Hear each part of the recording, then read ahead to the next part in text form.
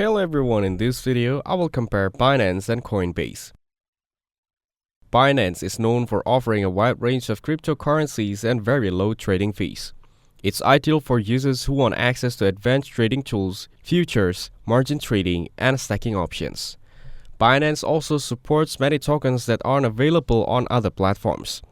However, the platform can be a bit complex for beginners and isn't always available in every country due to regulatory issues.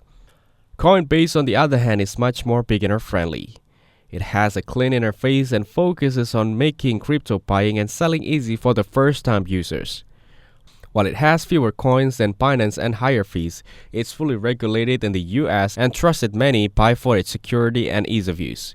It also has a simple mobile app and a good educational resources.